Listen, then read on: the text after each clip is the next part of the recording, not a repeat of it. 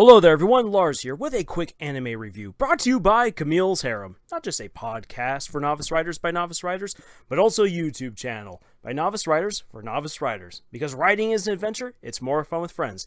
And because I'm doing a quick anime review today, I just want to bring your attention to our newest podcast, Need for Weeb, where Nathan, Scott, and I join together to bring our collective anime knowledge into one spot, as well as all of our nerdiness and weebiness, to discuss the anime that are currently airing, as well as talk about the storytelling, the tropes, and the things that we like and dislike about anime and where it is all going. It is a really fun podcast. We've been having a lot of fun doing it. If you are someone who's still just like, I want to know more about storytelling and writing, we still do that there. It's not just simply gushing about the shows that we enjoy. We also get analytical. We talk about advice, we talk about tropes, we talk about history versus like what has already been done in the past with anime as opposed to what's being done right now. We like to compare shows, and we will even discuss what we think to be the best anime of the season as well as the best anime of the year. So we got a lot going on over there. If you enjoy anime, please check out Need for Weeb. Link is in the description. Now, with that all being said, I just want to jump right into the subject of this video, and that is reviewing some of the anime that I've been watching during this summer season. I haven't been able to watch all of the shows that have been airing. I am very impressed with the few individuals who can do that. So I have a full-time job. I am making other videos here on the channel. I am writing various books and also doing podcast episodes for Camille's Harem and Need for Weeb. I am an extremely busy guy, but I still make time to watch as many of the shows as I possibly can. I cast my net very wide at the beginning of the season, saw episodes for a bunch of different anime, but in the end I decided to focus on just a handful that really stuck out to me, and so those are the ones that I want to quickly give a review for right here. If you have watched them, awesome. If you haven't, this is kind of my recommendation for you to go and do so. I know that the current trend when it comes to watching anime is that you watch whatever is seasonal and you just kind of move on. Very few people take the time to go back and watch what has already aired, and that is in part because there's just so much to consume now that it can be very overwhelming, and lots of us don't have very limited time, so we just want to stick to the things that we are interested in and the things that we believe will have great payoff.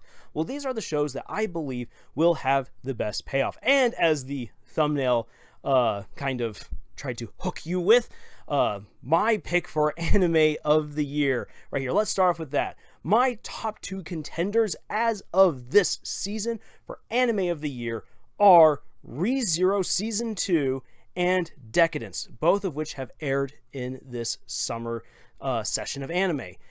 And holy dang, they are both so good. Far superior to anything that we have seen so far this year, and are contenders even against the heavy hitters that are going to come in the fall season.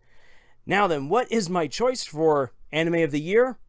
Deca-Dence, hands down. Though I will say this, it was a little bit of a debate if it would be Deca-Dence or ReZero, but the final episode of Deca-Dence seals the deal. Deca-Dence is a phenomenal high fantasy sci-fi series, and what makes it so good is that it is a story that is told with amazing heart, with amazing animation, and it knows what it wants to tell, and it knows that most of its viewers have already seen stories like this before, and so it dispenses with all of the early twists and tropes very early on. I've already done a review by the mid-season point within the series, and I already praised a lot of it right there, and a lot of that praise still holds true for right now. So I'm not going to rehash everything I've already said in another video.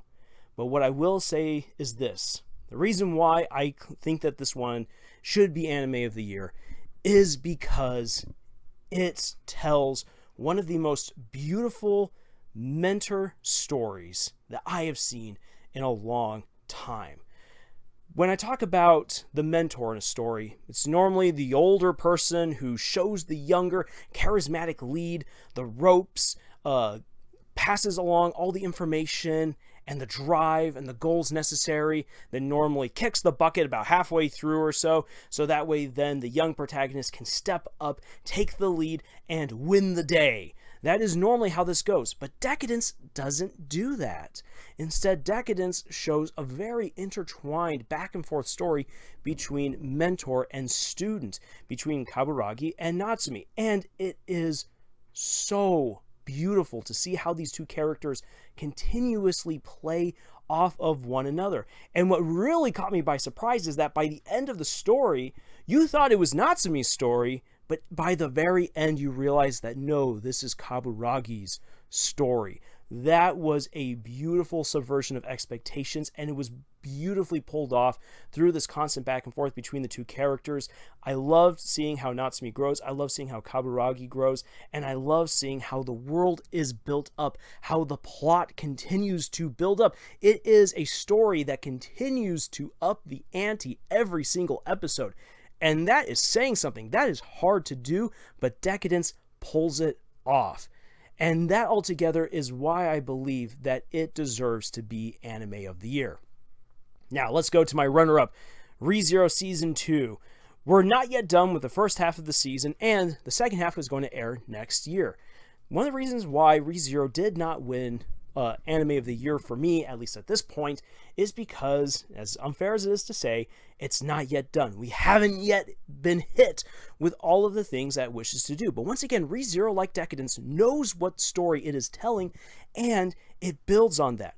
It is one of the smartest isekai that I have seen in a long time.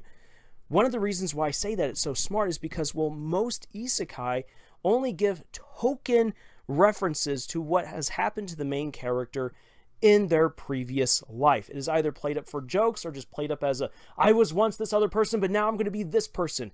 In isekai storytelling, it's usually how the character redefines himself or herself in this new world. However, with ReZero, we get to see Subaru confront who he once was and the life that he once lived, and he reconciles with it in one of the most beautiful 2-episode sequences that I have seen both in this genre and in anime altogether. In a lot of stories that are aimed at a younger audience, especially teenagers, we don't get a whole lot about the parents, and usually parents in stories are played up for comedic relief or for the antagonist role, or they're just there for emotional support when you need them.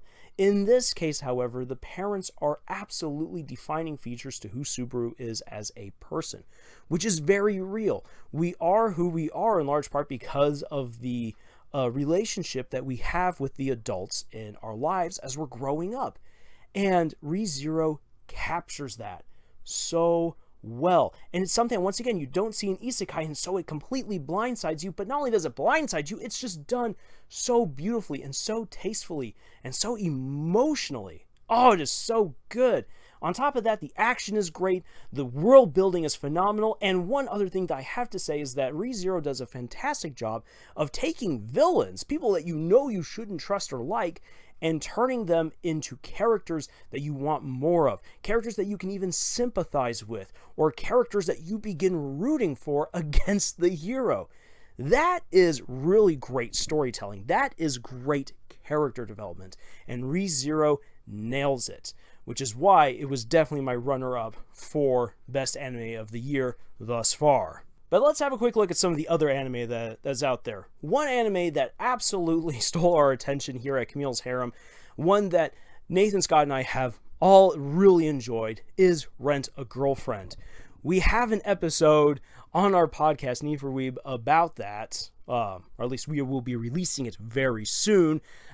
We've already recorded it because we just needed to get our thoughts out there about this show. We have all loved it. And the crazy thing is this, is that the premise for it and everything that's like built up in the first season is a dumpster fire. It is so tropey. It is so contrived. It is absolutely insane.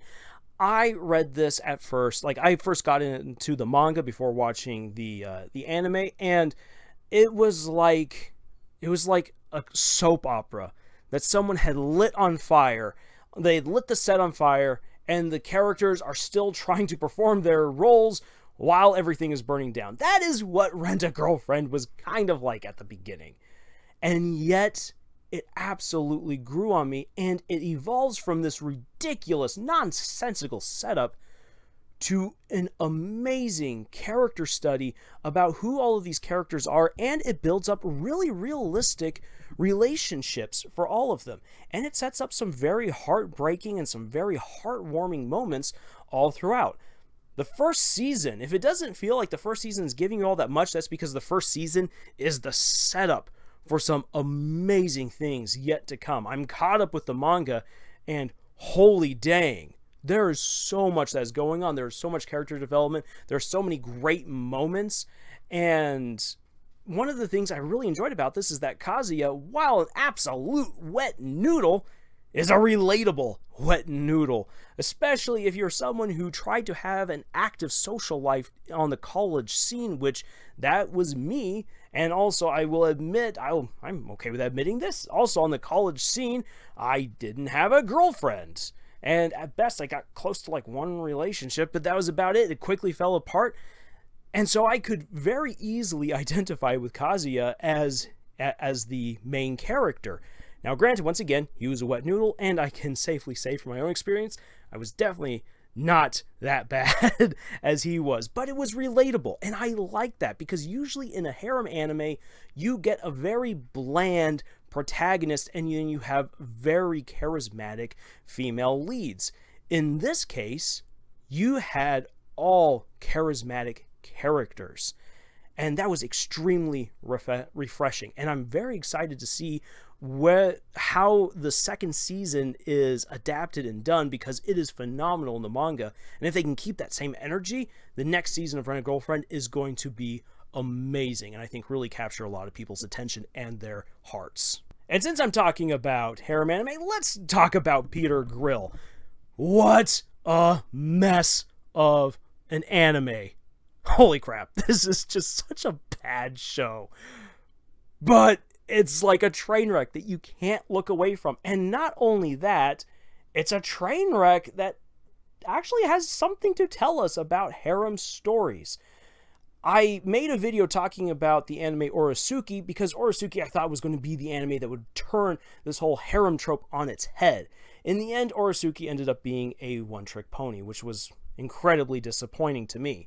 However, Peter Grill, wow. It is a very honest show about what would it be like if you actually were in that situation with a dude, with a bunch of girls who are all enamored with him.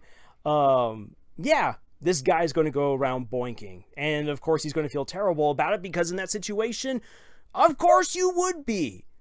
A polyamorous relationship only works for the very, very rare few, because you are going to be interested in at least one person. And one of the things I enjoyed also about the story is that the one person that Peter Grill is interested in is the naive doofus. Normally, once again, it is the bland protagonist that is the absolute naive doofus. In this case, it is the love interest of the protagonist who is the bland, naive moron. And that was hilarious, and it helped to justify the ridiculous setup that we have. I could actually believe more the situation in Peter Grill and that whole setup than the setup for Rent-A-Girlfriend. Whereas Rent-A-Girlfriend ends up transitioning from dumpster fire to this amazing love story. Peter Grill's just a dumpster fire all the way through, but it is a fantastic one.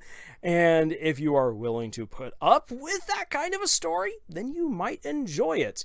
I personally prefer the manga to the anime in this particular situation, just because the manga goes into more detail and is way more over the top, but that's just me. Next, I want to bring up an anime that stuck out to me, which I know didn't stick out to a whole lot of other people, and that would be No Guns Life. No Guns Life is a really interesting anime, split up into two different segments, two different cores. The first one definitely did not garner a whole lot of attention. A lot of people liked the aesthetic style, but the storytelling wasn't exactly strong enough in the first half of the season to hold people's attention. However, I enjoyed it because I enjoyed how it was trying to play off on this whole noir genre, definitely bringing in this haunted veteran of a war who not only is he haunted by what he has done, he is haunted by his own physical appearance. That was very appealing, and I liked how the show teased that out in different kinds of scenarios, though the storytelling wasn't exactly that strong at first. However, when we get to the second core, when we get to the second half of the season, it becomes amazing. The show quickly steps up its game and becomes this thriller, this political, dark, detective thriller that takes us down various roads of PTSD, of survivor's guilt, of self-determination, and of being able to heal from the things that you have done. And it really dives into the dark past of the different characters, and it does it in a way that isn't like, here's a flashback to suddenly put what's happening into context. Rather, instead, the flashbacks are teased out over a period of time, and so that way we get to see, both in the real time of the show and through tasteful use of flashbacks, how everything is coming to a head for each of the main characters. I really enjoyed it. My one big complaint is actually with Juzo's character, that he is made this bashful, sexually naive dude, which kind of clashes in the wrong way with the aesthetic that the show is going for and with his character. I think that if he were someone where it's like, you don't have to show this kind of stuff, you don't have to go the Peter Grill route with this anime doesn't need that. But if you would imply, maybe for instance, that Juzo is someone who actually has had multiple sexual exploits as a detective, it would actually go further for cementing the themes of trying to belong and trying to heal, and how these things that are way more part of the noir genre aren't actually helping him, and that it's instead these close friendships that he develops throughout the series that help him to finally confront his fears and his past and move on. That, I think, would have made the story a whole lot stronger. And I then want to talk about Uzakichan Wants to Hang Out. This right here was just a fun show. I know it's gotten a whole lot of flack. I don't know why this show is so controversial. Actually, I do know why. But for crying out loud, she is just a fun character, boobs and all. Uzaki is a character who, while, yeah, she's fake, she's animated, I have actually known quite a few people, both with the body type and the personality type of Uzaki. And once again, being set in a college setting, this was a very nostalgic show for me, taking me back to the fun times I had in college where I would just want to hang out with a friend rather than do my homework, where I just go on random fun adventures or sometimes planned adventures with people that I enjoyed hanging out with. It's not always about the schoolwork, the homework, the job that has to be done, keeping up with all of the bills.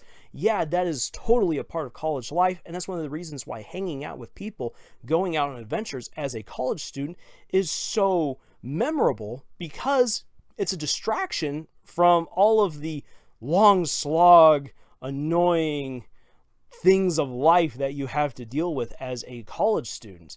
And so Uzaki-chan embodies all of that. And that's one of the things I loved about this show, especially since it aired on Friday. I would come back from work, my work week is done, and I could just relax to just this fun, light-hearted college rom-com. And yeah, it's just a fluffy show. There's nothing deep about it. But you know what? A little bit of fluffiness never really hurt anyone. And in fact, in this case, I would suggest that if you need just a fun distraction throughout your work week, Uzaki-chan Wants to Hang Out is brilliant for that. And I'm very happy to know that it's getting a second season. Now then, it's time that I get to an anime that really pissed me off. Oh my gosh, I'm so upset with myself for having wasted as much time as I did with this particular anime. As of airing this, I know that we haven't yet gotten to the end. We haven't yet gotten to the last episode, but it doesn't even matter. Oh my gosh. The God of High School is a waste of an anime. 100%. The webtoon is great. The anime sucks. Clear and just plain and simple. Plain and simple. And I'll break down why real fast right here. Rant time. Lars is going to rant for this one right here. I could just turn this into a writer's rant, but you know what? Okay, we're getting into this. The God of High School is everything wrong with how you set up and execute fight scenes. The people who made this anime only focused on the action, and action is fun, action is great, but you know what? When a series lives or dies on its action, in this case, because its characters are so forgettable. Oh my gosh, they're so forgettable to the point that I can't even remember any of their names right off the top of my head. I will literally have to look them up in order to bring up their names. So I'm just going to call them Karate Dude, Sword Girl, and Weird Eyes Kid, because they were absolutely negligible in their own story. That is just how dumb this was. The characterization was deplorable. The setups were awful. It was a brilliant concept that was introduced within the first episode, and it definitely tried to tug on your heartstrings in a couple of them, but it never gave itself the time. One of the things, for those of you who are longtime viewers of this channel, you will know that when I've done my fight analyses videos, that what I do is I break down a fight, not just by what happens in the fight, but what leads up to the fight, why the fight is happening, and the long-term consequences of it. All of those different elements combined make a fight what it is. You can have a massive, flashy battle sequence, and it can be executed superbly. And people will remember that there was once this epic fight, but without the context, it means nothing. And that is the problem with the God of High School, is that it means nothing. I wish I could bring Critical Drinker in for this little segment right here, so that way I could have his amazing brogue accent throw on out there. Why? Don't know. Why? Don't know. Because that is essentially what was happening. I had to constantly ask myself what was going on. And I was like, I don't know. I don't know. I would go back and I'm like, I still don't know. We have a cult who wants to bring out their god. Why? Don't know. How? Don't know. We have these other guys who want to kill this god. Why? Don't know. How? Don't know. We have these kids that are participating in this competition, and for some of them, yes, you get their motivation, but their motivation is so tropey and so shallow, except for Karate Kids, that it doesn't matter whatsoever. And for all the others who then get built up, why are they here? Don't know. Why is this guy suddenly turning into a baby, then into an angel, then into an archangel, then into a god? Don't know, and it doesn't matter. All that matters is that we're going to have a big fight. Whoop-de-freaking-do. I have seen better fights executed with less pomp and fanfare than what we see in The God of High School. It honestly feels that by the end of the season, that it's trying to achieve the same heights as Full Metal Alchemist Brotherhood does in the last fight between all of the heroes and Father, but it has none of the setup. The final fight between the Elric brothers and their allies versus Homunculus himself only works because you've had this long history of warfare, of horrors, of character development, of learning about the lives and the ambitions of the different sins, seeing how Father has degraded himself by depriving himself of his own humanity, and that this thing that we call humanity, which seemed like a weakness throughout so much of the series, ends up being the greatest strength that these characters have.